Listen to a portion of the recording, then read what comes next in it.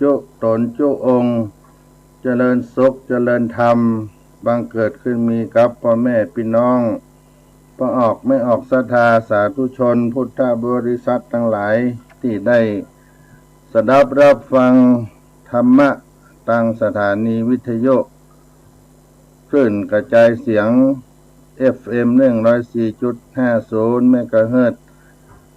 วันนี้เป็นวันจันทร์ที่12 เมษายน พระพุทธศักราช 2564 รายการเสียงธรรมพระธรรมจาริกอาตมาภาพท่านพระครูปัญญาสังฆการหรือท่านพระครูพรหมินทร์ก็ได้มาปะพบในรายการแถมวาระหนึ่งช่วงที่ผ่านมาก็ได้จาระทะภิกขเวขึ้นไปในงานของพระธรรมจาริกหลายที่หลายแห่งตั้งแต่วัดจันทร์พระธรรมจาริกงานสลงน้ำพระธาตุวัดจันทร์เป็นต้นมาก็เข้าไปแม่ฮ่องสอนไปสุโขทัยไปเจียงดาวพ่องในงานของพระธรรมจาริกช่วงนี้ก็ได้กลับเข้ามาวัดวาอารามจะได้ม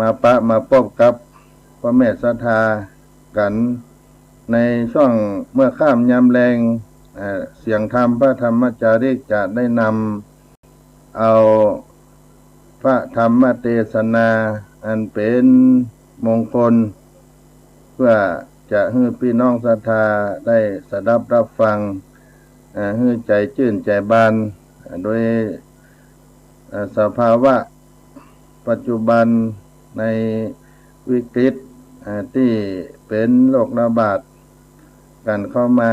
ก็จะได้เอามาเป็นน้ำธรรมที่ได้จุ่มอกจุ่มใจให้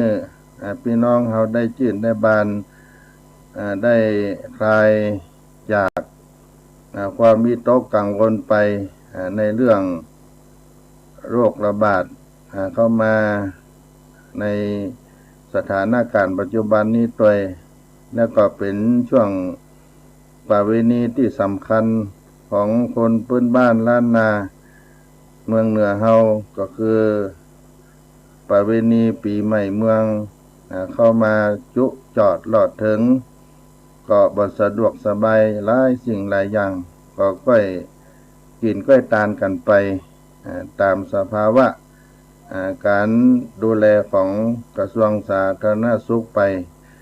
วันนี้ก่อนที่จะได้ดำเนินรายการได้อาบน้ำฟังธรรมไปจะได้นำเอาสุภาษิตล้านนามาฝากปันพี่น้องศรัทธาในเบื้องต้นรายการในบทที่ว่าอู้กับคนใบ้เหมือนผ่าไม้ต่ำตาอู้กับคนมีปัญญาเหมือนผ่าไม้ล่งปล้องก็คือพูดกับคนโง่เหมือนผ่าไม้ไปโดนตาไม้พูดกับคนมีปัญญาเหมือนผ่าไม้โดยไม่สะดุดตลอดปล้องในความหมายก็คือคนโง่พูดยากคนมีปัญญานั่นก็พูดง่ายอู้กับคนโง่เข้าใจยากกว่าอู้กับคนมีปัญญาท่านอาจารย์สนั่นธรรมธิท่านได้ก้อนไกเป็นบทคร่าวในสุภาษิตบทนี้ว่าเปรียบเหมือนผ่าไม้ผ่าได้ตามตาคนเขียมปัญญาผ่ายากแต่ใบคนมีปัญญาปอจ๋าอู้ได้เหมือนมีดผ่าไปลงเลาะอย่าเสียเวลาตำตาตอกเตาะเสาะผ่าแต่ป้องงำเรานักผาดขวดหู้อ่านอู้กับเขาคนปัญญาเบาอย่าเป่าเข้าใกล้เพียบเหมือนผ่าไม้ผ่าได้ตามตาคนเขียมปัญญาผ่ายากแต่ใบคนมีปัญญาพอจะอู้ได้ เหมือนมีดผ่าไปล่งเลาะอย่าเสียเวลาตำตาตอกเตาะเซาะผ่าแต่ป้องงำเรานักผาดขวดหู้อ่านอู้กับเขาคนปั่นยาเบาอย่าเป่าเข้าใกล้ในบทข้าวนี้ก็มีความหมายว่าถ้าเปรียบการผ่าไม้กับการอู้จากับคนแล้วการอู้กับคนไร้ปัญญานั้นยากเหมือนผ่าไม้ไปโดนตาไม้แต่อู้กับคนมีปัญญามันง่ายเหมือนผ่าไม้ที่ล่งตลอดไร้ตาดังนั้นอย่าเสียเวลากับการสกัดตรงตาเพราะควรเฟ้นหาป้องไม้ไผ่ลำตรงสลวยเหมือนเลือกที่จะเสวนากับนักปราชญ์ที่ฉลาดรอบรู้และพยายามหลีกเลี่ยงเสวนากับคนปัญญาเบาอู้กับคนใบ้เหมือนผ่าไม้ต่ำตาอู้กับคนมีปัญญาเหมือนผ่าไม้ล่งป้องก็นำมาฝากปันพี่น้องศรัทธาคนฟังต่างหลายเมื่อค่ำยามเย็นในวันนี้อาตมาภาพจะได้นำพระธรรมเทศนาเรื่องอุณหัสสวิจัยเนี่ยสูตรอุณหัสสวิจัยอันเป็นธรรมมังคละเอามาฝากปันพี่น้องศรัทธาทั้งหลายในช่วง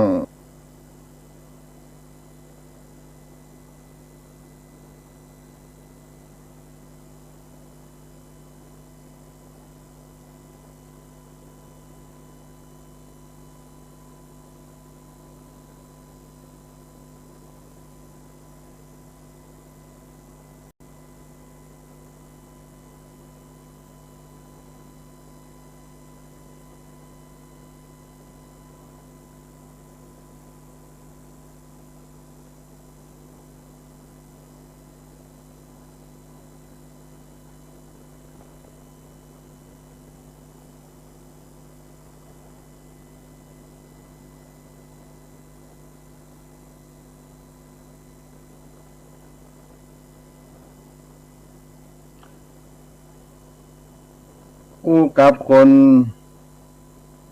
ใบ้เหมือนผ่าไม้ต่ำตาอู้กับคนมีปัญญาเหมือนผ่าไม้ล่งป้องก็เป็นสุภาษิตล้านนาได้นำมาฝากมาปันกับพี่น้องศรัทธาสาธุชนตั้งหลายที่ได้สดับรับฟังเสียงธรรมพระธรรมจาริกของวัดสลีโสดาพระอารามหลวงในเมื่อค่ำยามเย็นในวันนี้ต่อไปจะได้สดับรับฟังพระธรรมเทศนาอุณหัสสวิจัยเอามาฝากมาปั่นพี่น้องศรัทธาเป็นธรรมมังคละให้ได้จุ่มเนื้อเย็นใจในเมื่อค่ำยามเย็นในวันนี้อะระหังสัมมาสัมพุทโธภควาพุทธังภควันตังอภิวาเทมิสวากขาโตภควตาธัมโมธัมมังนามัสสามิสุปฏิปันโนภควโตสาวกสังโฆสังฆังนะมามินะโมตัสสะภะคะวะโต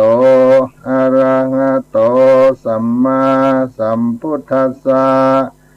นะโมตัสสะภะคะวะโตอะระหะโตสัมมาสัมพุทธัสสะนะโมตัสสะภะคะวะโตอะระหะโตสัมมาสัมพุทธัสสะศรัทธาญาติโยมก็จะได้สดับรับฟังพระรัตนธรรมเทศนา หลังจากได้ไหว้พระนกธรรมเป็นที่เรียบร้อยแล้วอาหังวันตามิศิราสาภูคายอมือสากลับไว้กำดอกไม้อภิวาทวันตาองค์พระสัมมาสัมพุทธเจ้าโต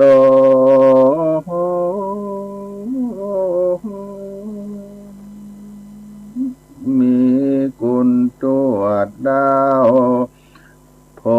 ดโลกโลกาโภคาโกนิมนต์ลูกศิษย์พระพุทธตนพันแผ่ว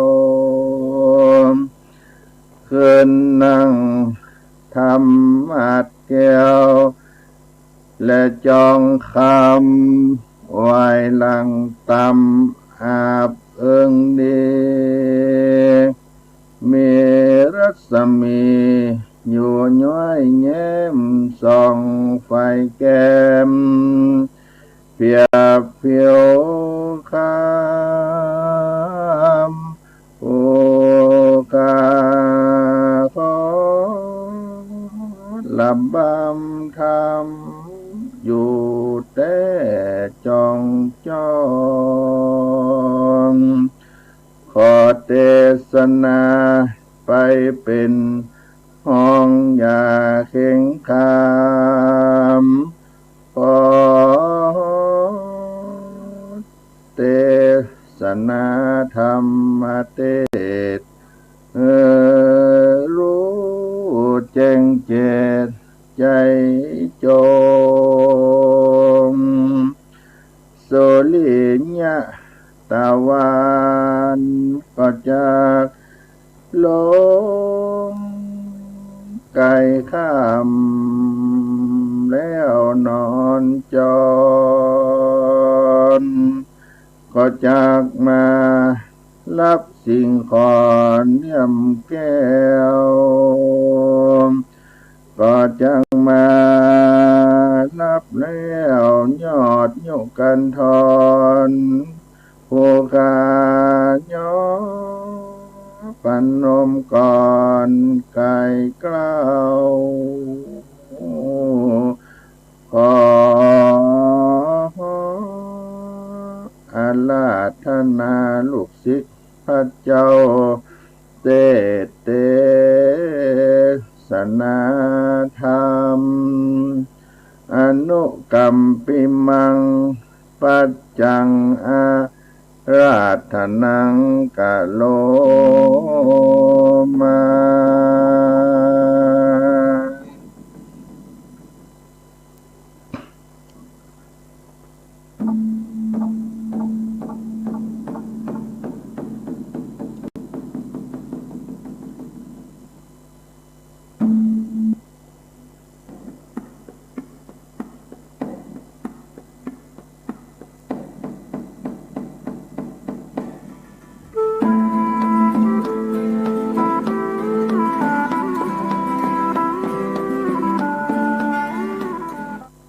นะโมตัสสะภะคะวะโตอะระหะโตสัมมาสัมพุทธัสสะเอวัมเมสุตังเอกังสัมมัญญังสัทธาสาวัตติงสาภาวะเนวิหารันโตปาลิ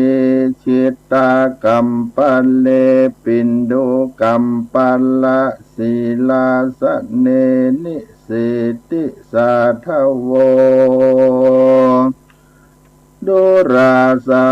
ปุริสาตังหลายกิละดังจักรู้มานี้ยังมีสมัยกาเลือลาคาบหนึ่งใสปางเมื่อพาเงาไทยสัพปัญโยเสด็จอยู่สำราญเหนือหินปันดูกัมปลาศิลาบาทอันเป็นทิปาอาสนะแห่งพระญาอินตาเจ้าฟ้าอันมีปืนเก้าไม้ปริชัตตะบนตาวะติงสาเทวโลกวันนั้นในกาลยามนั้นยังมีเทวบุตรตนหนึ่งชื่อว่าสุปฏิทิตามีอิทธิฤทธิอานุภาพมากนักก็อยู่เสวยสัมปติทิพย์ในวิมานภาศาสตร์แห่งตนกับโดยหมู่นางฟ้าตั้งหลายเป็นปริวารบรู้สภาวะหันตนจักตายก็มีแลตะตาเอโกเทวะพุทโธ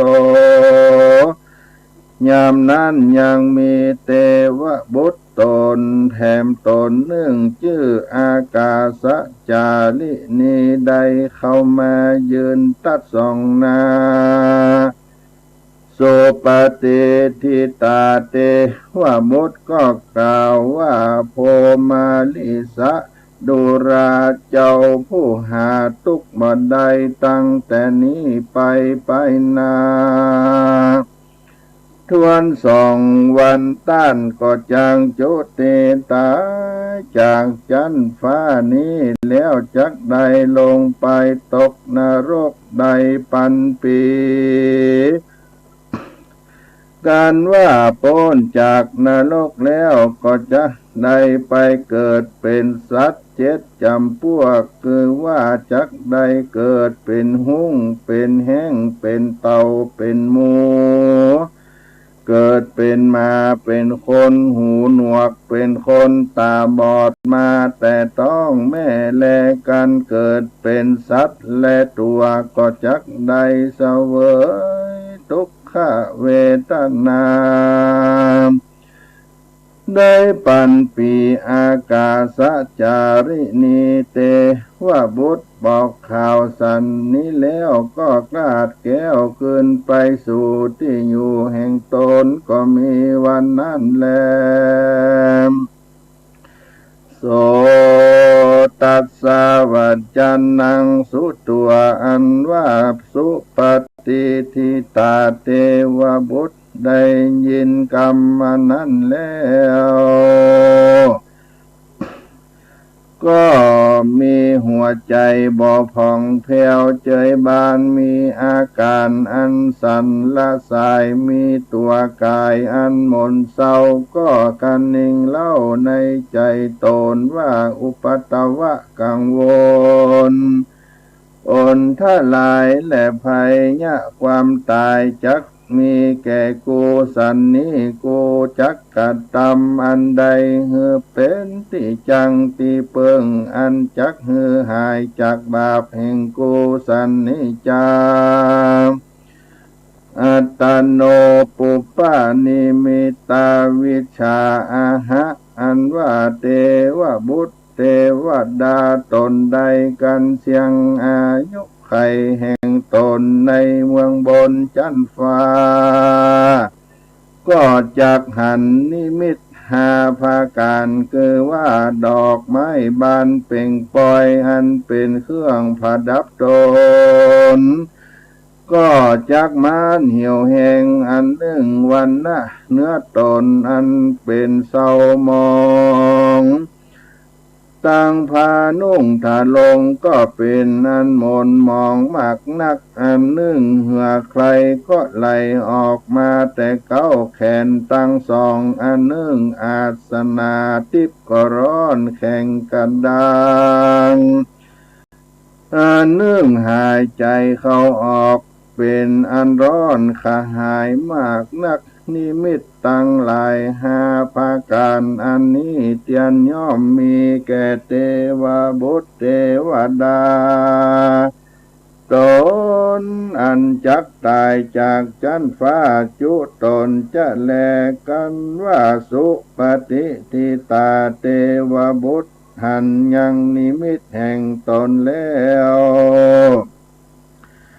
ก็มีความสะดุ้งตกใจมากนักก็รีบเข้าไปสู่สำนักแห่งพระญาอินตาโดยอันคบย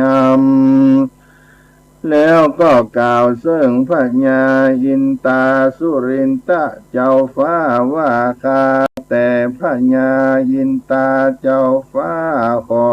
จงได้เป็นที่เพิ่งแก่ข้าพ่องเตอโอกามิตัวตัสสะเมติวาเสอิโตจุโตอะเวจีนิรัญโยตั้งแรกแต่นั้นไป7 วันไปนาตัวแห่งคาก็จากตายจากที่นี้ไปเกิดในอเวจีนรกนานใดปันปีกันว่าพ้นจากนรกแล้วก็จากใดไปเกิดเป็นสัตว์ทั้งหลายจำพวกในปันปีจุตัวสัตว์ก็มีแลขอพระญาอินตาเจ้าฟ้าจุงเป็นที่เปิ้งแก่ข้าผู้อันหาที่เปิ้งบ่ได้แด่เติมว่าอันเมื่อนั้นพระญาอินตาจึงกล่าวว่าโดละเทวบุตรเอ๋ยส่วนตัวกูนี้เป็นพระญามีอิทธิฤทธิมากนักเต้าว่าจักมาห้ามเสียยังปาปกรรมแห่งต้านบ่ได้ถ้าเป็นตัวเต้าเว้นไว้แต่พระพุทธเจ้าตนเดียวหากเป็นที่เพิ่งแก่คนและเทวดาตั้งหลายเหตุตั้งอันพระพุทธเจ้าตนนั้นก็เปิงว่าจักห้ามเสียยังปาปกรรมตั้งหลายเงื่อต้านใดพ้นจากอันตกนรกและเกิดเป็นสัตว์ตั้งหลายแต่แลเมื่อนั้นสุปฏิทิตาเทวบุตรได้ยินกรรมไขแห่งพระญาอินตาธิราชแล้วก็ไว้สาวาคาแต่พระญาอินตาเจ้าฟ้าขอเจ้าจงนำเอากรรมอันนี้ไปไว้สาธรรมพระพุทธเจ้าตนนั้นเตอว่าอันแล้วก็จวนกันถือเอายังเข้าตอกดอกไม้ของหอมอันเป็นเครื่องทิพย์นำไปสู่สำนักแห่งพระพุทธเจ้าแล้วก็บูชายังพระพุทธเจ้าโดยเครื่องกันทาของหอมตั้งมวลไว้สาพระพุทธเจ้าโดยกล่าวว่าครบยำแล้วก็นั่งอยู่ที่กวนแห่งตนนั่นแลก็ไว้สาธรรมพระพุทธเจ้าว่าปันเตภกวาคาแต่พระพุทธเจ้าอันว่าเทวบุตรตนนี้ตั้งแรกแต่นี้ไป7 วันไปนาก็จังโจติตายจากจันฟ้าที่นี้ไปตกนรกเสวยทุกขเวทนามากนักกันพ้นแล้วก็จักได้ไปเกิดเป็นสัตว์7 จำพวกคือว่าเป็นแห้งเป็นหุ้งเป็นหมูเป็นมาเป็นเต่าเป็นคนหูหนวกเป็นคนตาบอดมาแต่ต้องแม่เป็นสัตว์และตัวคนใดปันปีข้าขอไว้สาธรรมเพื่อให้รู้ยังกรรมวิบากแห่งเทวบุตรตนนี้ขอพระเก่าจิเตสนาไขพ่องเติมอาทา สถาเมื่อนั้นพระพุทธเจ้าก็เทศนาไขยังวิบากแห่งสุปฏิทิตาเทวบุตรตนนั้นว่ามหาราชอติเตกาเลในกาลคาบหนึ่งเมื่อก่อนวันนั้นเทวบุตรตนนี้ได้เกิดเป็นคนเมื่อก่อนก็ได้เป็นพรานเนื้อผู้หนึ่งเตียนย่อมแสวงหาเอาชีวิตต้านผู้อื่นมาเป็นชีวิตตัวคือว่าได้ฆ่าสัตว์มาเลี้ยงตนบ่ขาดสายบ่หอนจักใดกระทำบุญเฮือทานรักษาศีลฟังธรรมสักเตื้อเหตุดังอันเทวบุตรตนนี้ก็จักได้เกิดเป็นเต่าเพื่ออันแลประการหนึ่งเมื่อเกิดในเมืองคนเมื่อก่อนก็ได้เอาข้าวเปลือกและแกบสูนข้าวสารเฮือต้านผู้อื่นจริงจักได้เกิดเป็นหมูดูกาลามหาราชะในกาละเมื่อก่อนก็ได้ติเตียนนินตายังเจ้าภิกขุสังฆะตนมีศีลและได้พระมาตรพระพุทธเจ้าพระธรรมและพระสังฆะเจ้าบอกครบยำยังผู้เฒ่าผู้แก่พ่อแม่ครูบาอาจารย์เหตุต่างอันจริงจังได้เกิดเป็นมาเพื่ออันแลเมื่อนั้นพระญาอินตาก็ย่อมือถามว่าพันเต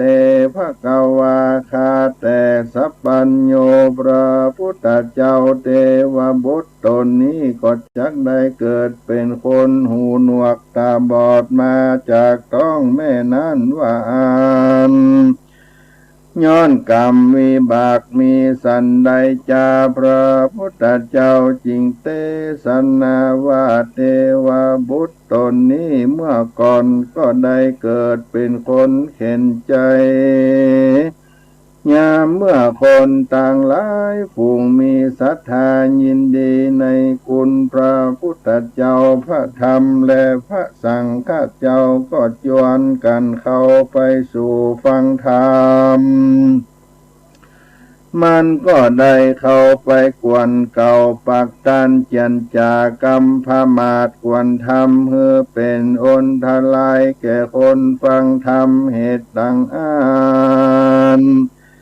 จริงจังได้เกิดเป็นคนหูหนวกมาแต่ต้องแม่นั่นแลประการหนึ่งเมื่อมันเกิดเป็นคนเมื่อก่อนได้หันภิกขุสังฆะมากุมเข้าบาทและหันยาจกคนคอ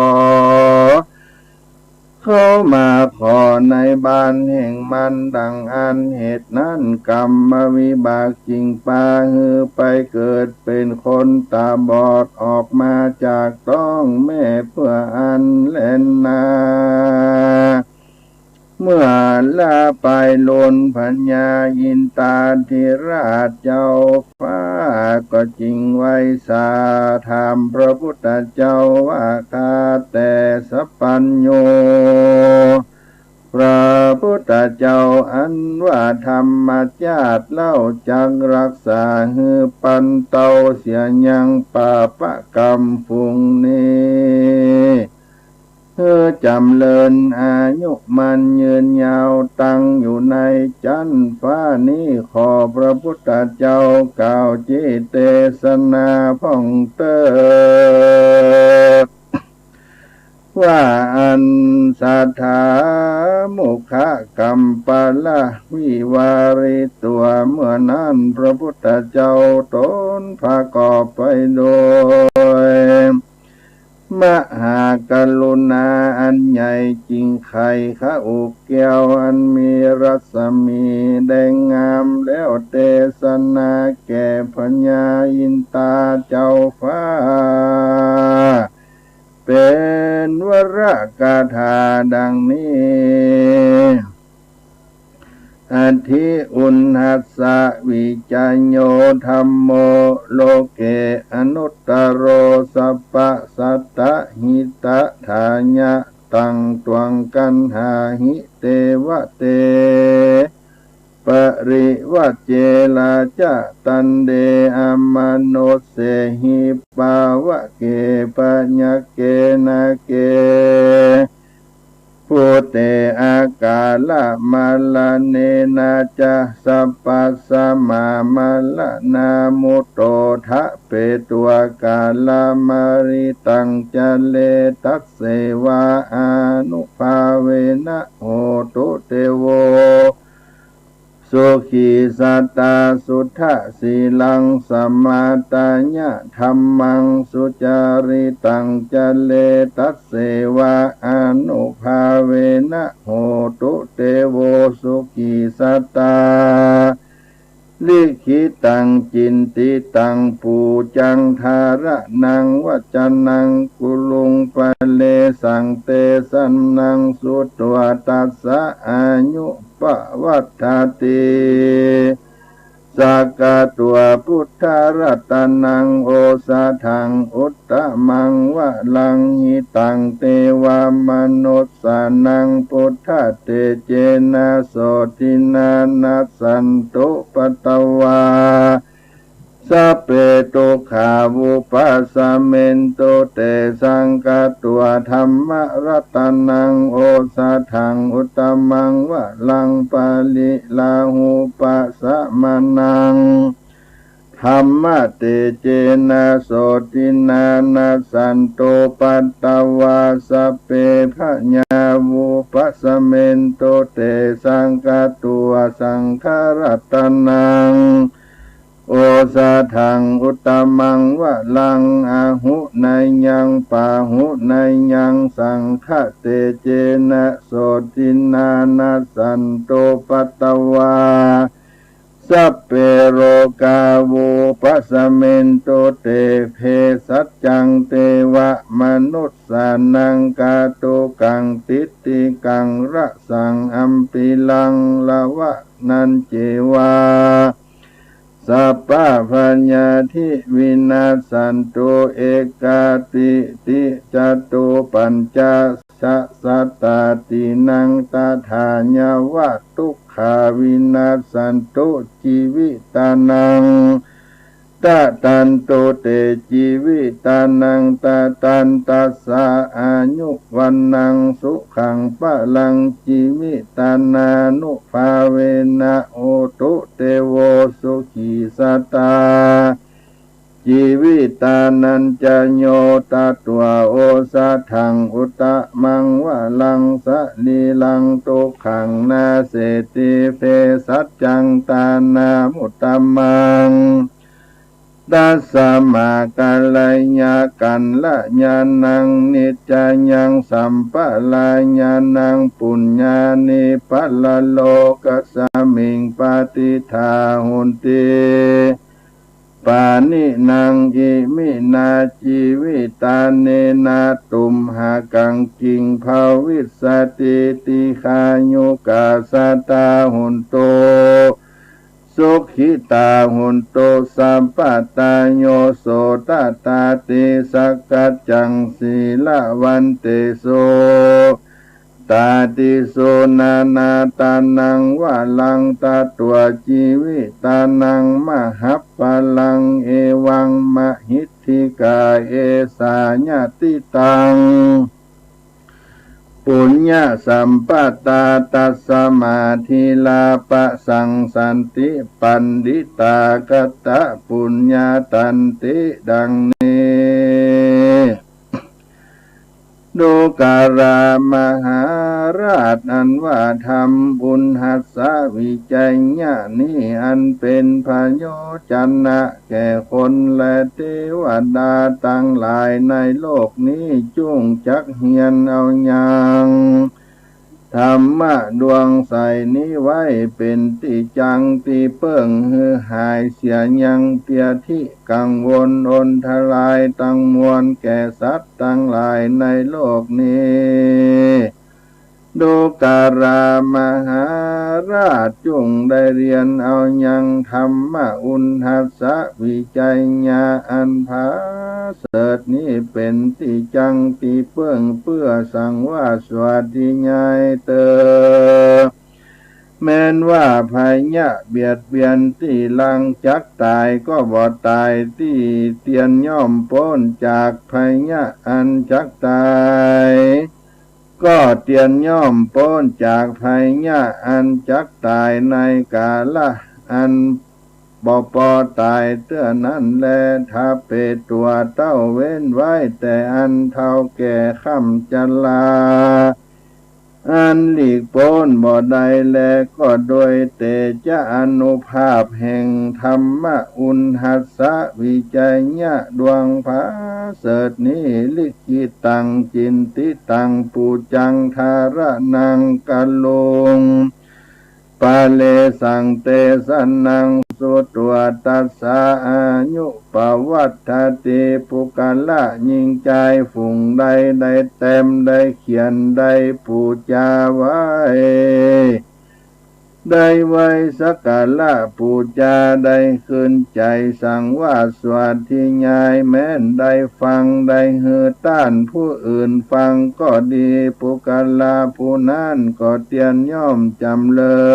ญโดยอายุมันยืนยาวอยู่เย็นเป็นสุขมากนักจะแลสักกัตตัวพุทธารัตนังโดรามหาราชคนและเทวดาทั้งหลายผู้ใดปูจาไว้นกคบยำตามดังพระพุทธเจ้าเทศนามาก็หากเป็นญาณผาเสริฐอันประกอบไปด้วยคุณนั้นมากนักพระพุทธเจ้าตนนั้นเดียนย่อมมือเป็นพันโยจันนะแก่คนและเทวดาตั้งหลายในกาละอันจักตายและบอกวันตายนั่นแลสลีสดสันดีจงมีแก่ต้านตั้งหลายโดยแต่จะบุญคุณแห่งพระพุทธเจ้าอุปัตตวะกังวลตั้งมวลจงลำงับกับหายไปเสียงแก่ต้านแดเตอ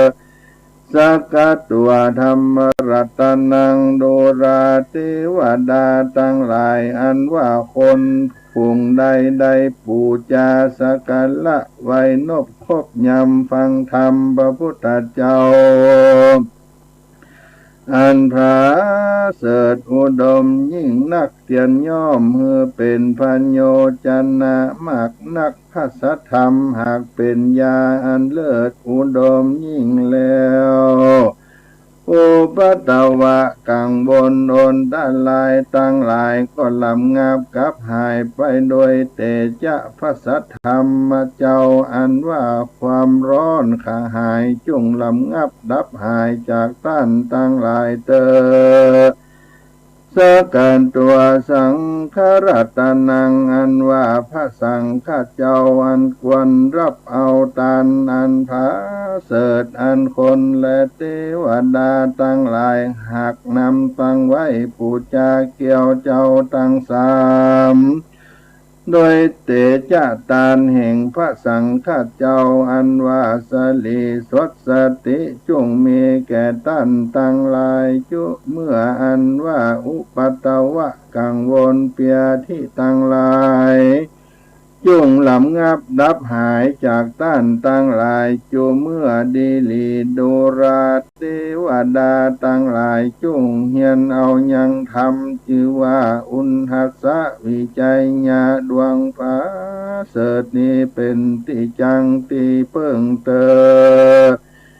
เตียนย่อมพ้นจากภัยยะแต่ผียักษ์ผีเพศผีเข็นพ้นจากกรรมเวรและภัยยะอันเกิดแต่น้ำเสือ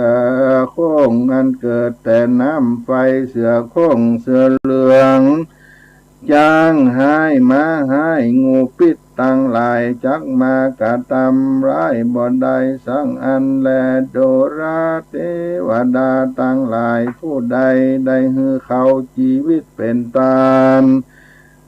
เขาน้ำหนักเต้ากล้าคิงตนเป็นตันพญายาพญาที่เป็นตันและสัตว์อันผู้ตกทุกขเวทนาลำบากดังอันหนึ่งเล่าแม้นว่าสัตว์ตัวใดอันจักถูกฆ่าตายเอาไปปล่อยเสียพ้นจากที่ทุกข์ผ่านดังอันเขาตั้งหลายฝูงนั้นได้ชื่อว่าชีวิตเป็นตานั่นแลอันว่าความสดสดีจงมีแก่ท่านตั้งหลายแม้นว่าเปียที่เกิดวันหนึ่ง2 วัน3 วัน4 5 6 7 วันก็ดีก็ลำงับกับหายเสียแก่ท่านตั้งหลายโดยแต่จะบุญนั้นตานเขาชีวิตเป็นตานนั่นแลอันว่าความสดสดีจงมีแก่ท่านตั้งหลายเติมสักโกเทวราชาส่วนว่าพญาอินตาธิราชเจ้าฟ้ากันได้ยินธรรมเทศนาแห่งพระพุทธเจ้าอันม่วนเพราะยิ่งนักอันจักได้เป็นพันโยจนาและยาแก่คนและเทวดาทั้งหลายแล้วก็มีใจโจมชื่นยินดีจึงเอาเครื่องปูจามีข้าวตอกดอกไม้กันทะของหอมปูจาพระพุทธเจ้าพระราชธรรมเจ้าพระสังฆเจ้าปูจากุณแห่งพระพุทธเจ้าสันนี้แล้วก็กระทำตามดังพระพุทธเจ้าเทศนามาจุภาการแลกแต่นั้นไปนาอันว่าสุปฏิทิตาเทวบุตรตนนั่นก็ได้พ้นจากทุกขะกังวลนั้นตนจักได้ไปเสวยก็อยู่สุขสดดีมีอายุมันยืนยาวบ่ใจน้อยทลาบต่อเต้าเสียงในละแวกวางแห่งพระพุทธเจ้าทั้งสองคือว่าอายุยืนตั้งแต่พระเจ้าเรานี้เต่ารอดถึงพระศรีอริยเมตไตรพระพุทธเจ้าตนจังลงมาเป็นพระในโลกไปนานี่แลเทวบุตรตนนี้ก็จักได้ถึงนิพพานและนาพุทธานุภาเวนะธรรมานุภาเวนะสังฆานุภาเวนะสัพเพเตพญาสัพเพเตอุปัตตวาสัพเพเตกาโรวินัสสันตุโดยเตจะอนุภาพแห่งพระพุทธเจ้าพระราชธรรมเจ้าพระสังฆเจ้าและด้วยเตชะศีลแห่งกุลพระพุทธเจ้าก็จักได้พ้นจากภัยกังวลอนตรายทั้งหลายอันจักบังเกิดขึ้นแก่เทวบุตรตนนั่นก็ลำงับกับหายไปเสียงตามดังพระพุทธเจ้าเทศนามานั่นก็มีแลนาพระญาอินตาธิราชเจ้าฟ้ากาบสุปฏิทิตาเทวบุตรตนนั้นก็ไว้อำลายังพระพุทธเจ้าแล้วก็สัจจะอธิษฐานโดยอันคบยำโดยที่ติดที่เต้าหาแห่งก็เสด็จไปสู่ที่อยู่แห่งตนโดยอันจมชื่นยินดีก็มีวันนั้นแลนาเทศนาปริโยสาเนในเมื่อแล้วรัสธรรมเทศนาอุณหัสสะวิจัยญาดวงพระเสดนี้ส่วนปริสัตทั้งหลายก็ได้ถึงธรรมวิเศษมีพระเพทวโสตาสกิตาการนาการหันตาตามบนสมปานแห่งตนก็มีวันนั้นแลนาอุณหัสสะวิจัยโยนิติโตขิญญาณเทศนา ยังธรรมอุณาสาวิจัยญาสูตรก็บังกรมสมเล็จเสด็จ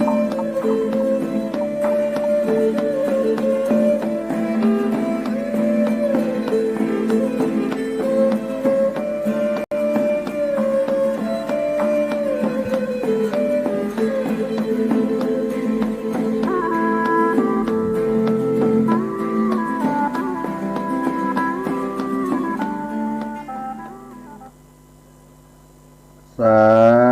ธุสาธุสาธุมหามุลสัทธาญาติโยมพุทธบริษัททั้งหลายได้สดับรับฟังธรรมอุณหัสสวิจัยอันเป็นธรรมกัมปีที่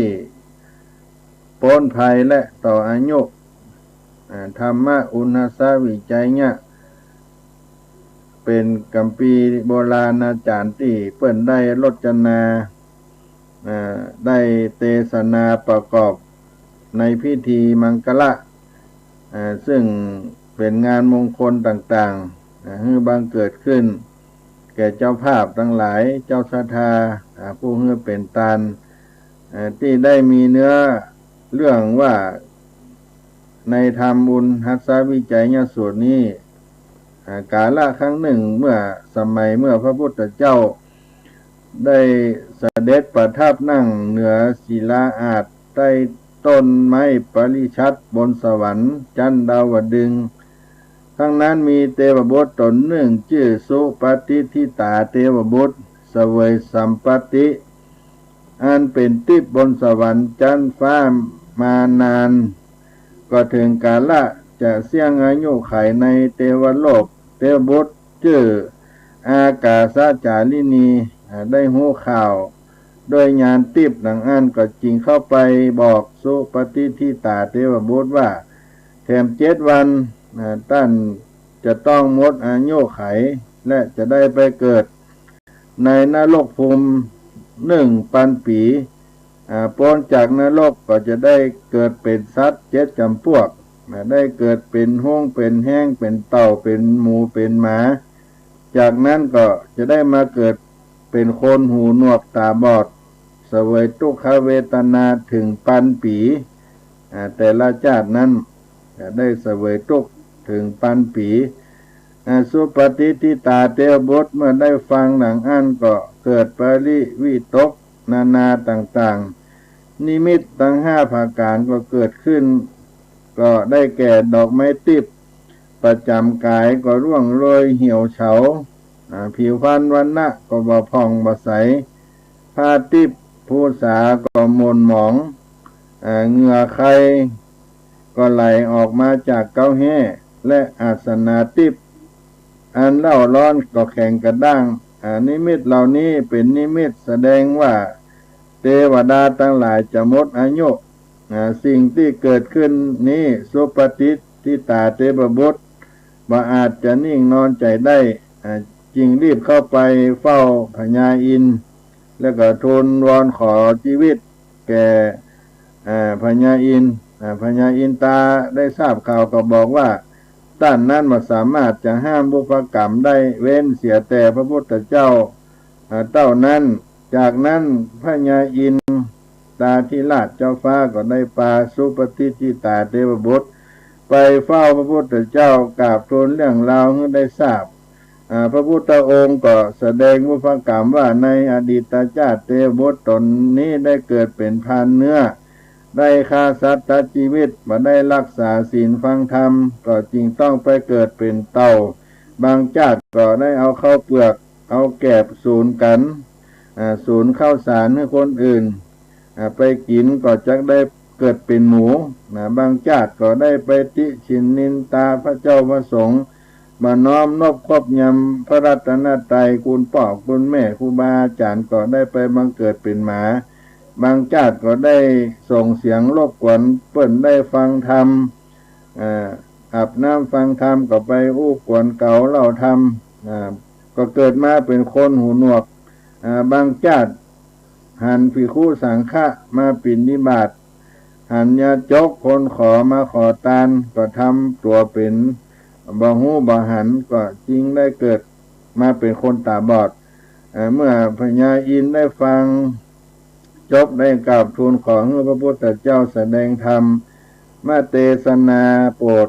เพื่อช่วยชีวิตสุปฏิทิตาเทวบุตรไว้พระพุทธองค์ก็ทรงมีเมตตาแสดงคาถาอุณหัสสวิจัยเนี่ยว่าอธิอุณสาวิจัยโยธัมโมโลเกอนุตตโรสัพพสัตตาหิตาถายะตังตวงกันหาหิเตวเตดังที่ได้เทศนาไปตะกี้คาถาอุณหัสสวิจัยเนี่ยนี้ผู้ใดได้เขียนผู้ใดได้เขียนได้แต้มได้สักการะปูจาได้สวดที่ใหญ่ท่องบนให้คนอื่นฟังก็ดีให้ได้ตนฟังก็ดีก็จะเจริญรุ่งเรืองมีอายุมั่นยืนยาวผู้ใดมีความอ่อนน้อมในพระรัตนตรัยก็จะได้รอดพ้นจากทุกขโรคาภัยร้ายตั้งหลายตั้งปวงผู้ใดได้ห้ามได้เฮียนคาถาอุณหัสสวิจัยเนี่ยนี่ก็ย่อมพ้นจากภัยอันเกิดจากผีร้ายอัคคีภัยอุตกภัยสัตว์ร้ายตั้งหลายตั้งมวลและยิ่งได้ประกอบพิธีปูจาให้ได้ตานเข้ากู้ชีวิตกู้อายุให้เข้านั้นมีน้ำหนักเต้ากายของตนได้เป็นตานได้ให้ยารักษาโรคเป็นตานปล่อยชีวิตสัตว์นี่เป็นตานได้ควบคู่กันไปแล้วแม้นป่วยด้วยโรคภัยย่อมมาลายหายไปโดยเรียวปันหลังจากได้ฟังพระธรรมเทศนาอุณหัสสวิจัยเนี่ยสุปฏิทิตาเทวบุตรก็รอดพ้นจากความตายจากเทวโลกมีอายุมั่นยืนยาวตั้งแต่สมัยพระโคตมะพระพุทธเจ้าไปถึงพระศรีอริยเมตไตรพระพุทธเจ้าปุ้นด้วยอนุภาพคาถาที่โบราณอาจารย์ได้รจนาเจ้าล้านนานั้นก็ได้นำเอาธรรมอุณหัสสวิจัยเนี่ยอันเป็นธรรมมังกรนี้ได้อาราธนาพระสังฆเจ้าภิกขุสังฆเจ้าและได้เทศนาได้ประกอบพิธีกรรมในการมงคลต่างๆในงานสืบชะตาทำบุญอายุได้สวดคาถาอุณหัสสวิจัยเนี่ยสูตรอันนี้เป็นต้นก็จะนำมาสวดเป็นสิริมงคลโดยเฉพาะงานทำบุญอายุวัฒนมงคลโดยทั่วไปก็เป็นกัมพีธรรมได้หลีกฝีกปนภัยและเป็นธรรมต่ออายุไขอุณหัสสวิจัยอุณหัสสวิจัยเนี่ยสูตรเอามาฝากพี่น้องศรัทธาสาธุชนทั้งหลายในเมื่อค่ำยามแลงในวันนี้ก็ขอศรัทธาสาธุชนที่ได้สดับรับฟังพระราชธรรมเทศนาอาทิอุณหัสสวิจัยเนี่ยสูตรหรือว่าอุณหัสสวิจัยเนี่ยสูตรคาถาธรรมนี้จงได้รับผลอานิสงส์ดังพระธรรมเทศนาที่ได้แสดงไว้นั้นโจภาการรายการเสียงธรรมพระธรรมจาริกวัดสลีโสดาพระอารามหลวงก็มาลอดถึงเติงการสุดซ้อยเวลาไปก็จะได้มาพบกันในครั้งต่อไปวันนี้ตีคายุโกอายุวันโนสุขขังพลังขอความสุขความเจริญจงได้มีแก่ท่านทั้งหลายจุผู้ในคนอายุวันโนสุขขังพลัง